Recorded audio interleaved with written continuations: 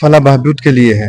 जैसे अगर लोग हमें परेशानी करेंगे, आप मुझे बताएंगे सरकार के जो प्रोजेक्ट्स हैं वो ग्राउंड लेवल पे कैसे बनेंगे। मेरी इनसे गुजारिश है कि आप साथ दें ये चीज बनाने में, और जो इलीगल स्ट्रक्चर्स हैं ये ढीलांग डिमोलिशन है। तो अल्टीमेटली हम तभी मजबूर हो गए, यहाँ पे तकरीबन पुलिस और रेवेन्यू के 40-50 लोग सुबह से खड़े हैं। अब बताएं कि कितना अगर हमें लोग कोऑपरेट करते तो ये हालत नहीं होती।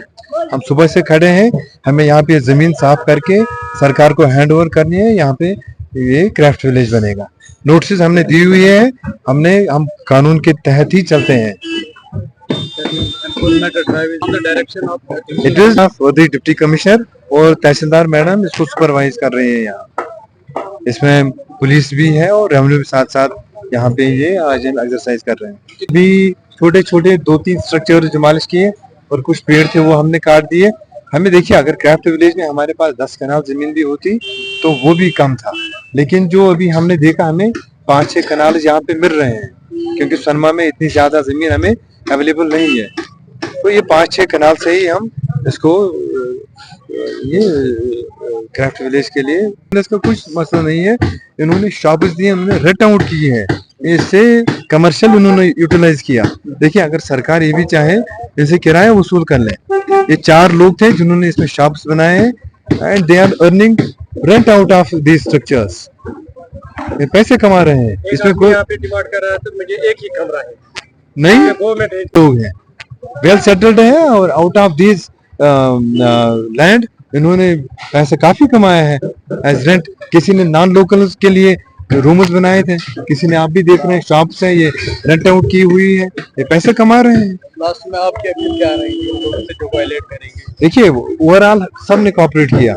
ये चीज तो है कि किसी को फील होता है। ओवरऑल हम खुश है कि हमने लोगों ने हमें कोऑपरेट यहाँ पे किया और ये जो प्रोसेस हमारा रहा बहुत स्मूथ रहा। लोग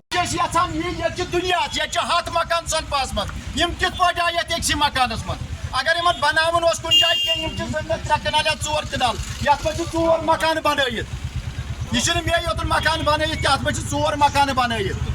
इन सारे तुम वुनिक तान क्या यह आज गई कच वरी ना अ नोटिस हम